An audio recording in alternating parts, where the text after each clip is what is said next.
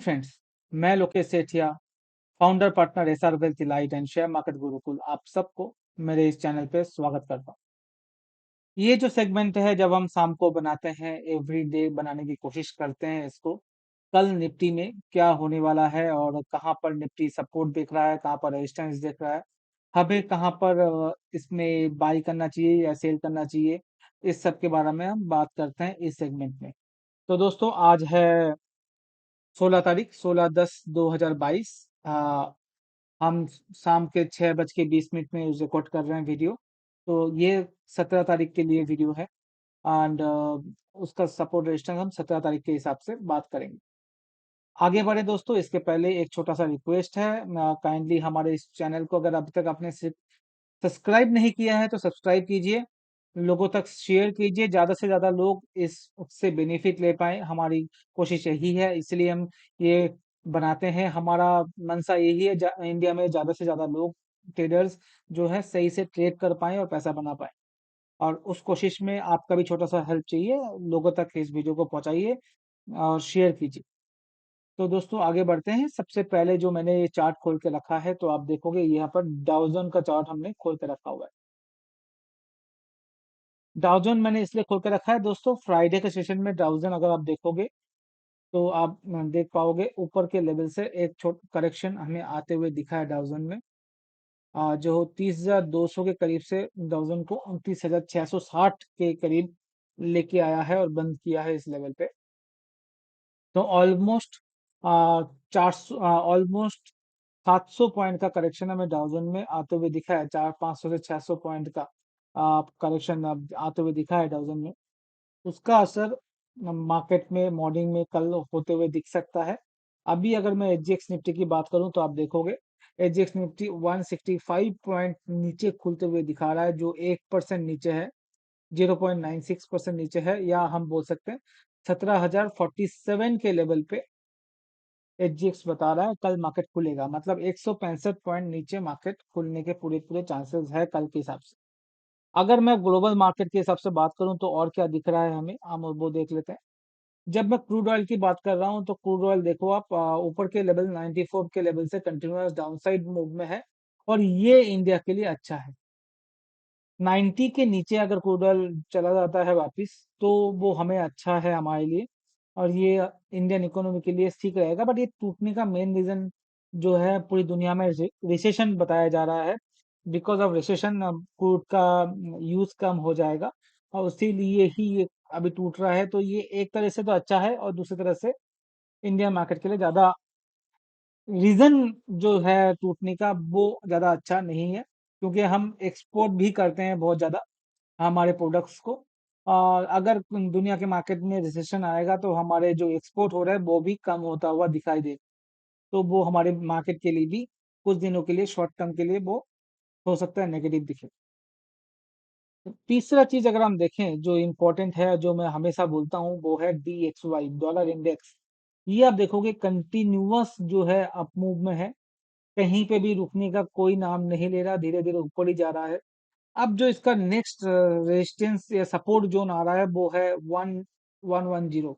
जब तक 110 नहीं टूट रहा है ये नीचे की तरफ नहीं जाएगा। ये एक टेंशन हमेशा अपने सर पे बंदूक रख के खड़ा रहेगा, जे कब ये ऊपर जाना वापस कोशिश करे और हमारा मार्केट करेक्शन आ जाए। तो हमें ये देखना है, एक बार ये 110, 109, 8, 109 के नीचे आना स्टार्ट हो जाए तो हमारा मार्केट बम्पर रिटर्न देने के लिए तैयार हो जाएगा और अच्छी तरह से बूम बूम आएगा मार्केट में, जो 500 से 1000 पॉइंट तक निफ्टी को भी लेकर जा सकता है। बट उसके पहले पहले ये जब जब तक ये नहीं होता है तो हम साइडवेज मार्केट में ही रहेंगे। अगर ये 115 116 के ऊपर जाता है तो हम अच्छा खासा करेक्शन में भी आ जाएंगे। अभी जो रेंज है 111 से लेके 114, इस रेंज में अगर मार्केट रहता है, इस रेंज में अगर DYX या डॉलर इंडेक्स रहता है तो हम एक रेंज बाउंड ट्रेड में करते रहेंगे, कभी 200 पॉइंट 400 पॉइंट ऊपर, कभी 300-400 पॉइंट नीचे, इसी रेंज में रहेंगे। बट स्टॉक स्पेसिफिक एक्शन होता हुआ हमें दिखेगा। ये तो था नॉर्मल पूरा वीक और मार्केट का ओवरव्यू। अगर मैं निफ्टी की बात करूं, अब अगर निफ्टी का चार्ट खोलता हूं तो निफ्टी का मैंने जो चार्ट खोला हुआ है अभी वो है निफ्टी फ्यूचर का चार्ट हमने खोला हुआ है। तो क्योंकि निफ्टी फ्यूचर हम इसलिए खोलते हैं दोस्तों, निफ्टी फ्यूचर में हमें ट्रेड करने का जो भाव है वो मिल जाता है। कैश मार्केट में हमें वो भाव नहीं मिलता, एक्चुअल भाव नहीं मिलता जिससे हम ट्रेड करते हैं। इसलिए मैं हमेशा निफ्टी फ्यूचर खोलता हूँ, जिससे कैश वाला पोर्शन हमें दिक्कत ना हो बाई सेल करने में। अब अगर देखोगे, सबसे पहले अगर मैं वीकली चार्ट में देखें, तो वीकली चार्ट में आप देखोगे तो क्या हुआ है। तो एक अच्छा पॉइंट हमें देखने को मिला, जो लास्ट 2 वीक से जो क्लोजिंग जो लो बना है, आप देखो वो लो है, हायर लोज बने हैं। तो ये एक दिखा रहा है मार्केट धीरे धीरे बॉटमिंग आउट हो रहा है और ऊपर की तरफ जाने की कोशिश कर सकता है। दूसरा चीज एक और जो हमें देखने को मिला लास्ट वीक से इस वीक में, जो क्लोजिंग भी है उसके बीच में हुआ है, तो इसको हम हरामी पैटर्न भी बोलते हैं। चांसेस ये है कि एक बार ये बनने के बाद मार्केट ऊपर जाने की पूरी तरह से कोशिश करेगा। तो आपको ये थोड़ा सा नजर रखना है, वीकली चार्ट के बेसिस पे मैं बात कर रहा हूँ। तो ये टाइम फ्रेम कल का नहीं है, ये टाइम फ्रेम है पूरे वीक का, नेक्स्ट 5 दिन की ट्रेड के हिसाब से बात कर रहा हूँ। अब हम जब बात कर रहे हैं डेली चार्ट पे आते हैं, डेली चार्ट पे अगर आप देखोगे तो मार्केट बंद हुआ है 17195 के करीब, इस जगह पे मार्केट बंद हुआ है। और जो एक्सपेक्टेशन है मार्केट यहाँ पर खुलेगा, जो है जो हम बात कर रहे हैं 7050 के करीब, यहाँ पर मार्केट खुलने का पूरा पूरा चांसेस है कल। अगर ये गैप डाउन जो हमें दिख रहा है अभी मार्केट में, ये गैप डाउन में खुलता है, उस केस के लिए मार्केट 17050 में खुलने का पूरे पूरे चांसेस कल देखने को मिल सकते। अब मैं सिनेरियो वाइज अगर बात करें और इसमें मैं 30 मिनट का चार्ट देख लूं आपके लिए, 30 मिनट का चार्ट, क्योंकि हम ट्रेडिंग की बात कर रहे हैं तो हमें क्या करना चाहिए उसके बारे में बात करते हैं। तो सबसे पहला चीज हम मान के चलते हैं मार्केट जो है फ्लैट खुलेगा। तो हमें क्या करना चाहिए, मार्केट अगर गैप अप ओपन होता है तो क्या करना चाहिए, मार्केट अगर गैप डाउन होता है तो क्या करना चाहिए, हम तीनों के सिनेरियो के बारे में बात करेंगे। तो सबसे पहले बात करते हैं जो अभी दिख रहा है मार्केट, एक गैप डाउन ओपन होने के पूरे पूरे चांसेस है, और गैप डाउन होके 17,050 के करीब मार्केट खुलने के आसार हमें दिख रहे हैं। उस केस में हमें एक रिस्क लेके क्या करना चाहिए, थोड़ा सा वेट करना चाहिए, 9:45 AM का वेट करना चाहिए। 9:45 के बाद अगर मार्केट सस्टेन करता है और इस लेवल के ऊपर ही ट्रेड कर, इस लेवल के अंदर ही ट्रेड कर रहा है, जो 17,000 और 17,050 के लेवल के अंदर ही ट्रेड कर रहा है, तो उस जगह पे हमें क्या करना है, उस जगह पे हमें बाई करना है, बाई निफ्टी करना है। मान लीजिए हम 17,030 के करीब का बाई की बात कर रहे हैं, 17,030 से 17,050 के करीब की बाई की बात कर रहे हैं। अगर 15 मिनट मार्केट इस लेवल पे सस्टेन कर रहा है तब की बात कर रहा हूं मैं। एसएल आपको लगा देना है 16,950 का, और टारगेट हमें लेके चलना है 17,100 का, और 17,150, 17,200 का। जो गैप डाउन खुला था उस गैप को पूरी तरह से पूरा कर सकता है मार्केट। तो हमें थोड़ा सा रिस्क लेके चलना है और मार्केट के ऑपोजिट डायरेक्शन में ट्रेड कर ले सकते हैं हम। ये हमें लग रहा है अगर मार्केट गैप डाउन खुलता है 150 पौने 200 पॉइंट, उस जगह पे 15 मिनट अगर आप वेट कर रहे हैं, उसके बाद अगर बड़ा करेक्शन नहीं आता खुलने के बाद, तो हमें बाई करना है निफ्टी, वापिस बता रहा हूँ 17,130 में। 17,130 में बाई करने के बाद आप क्या करोगे, ऐसे लगाओगे 16,950 का, टारगेट रखोगे 17,110, 17,150 और 17,200।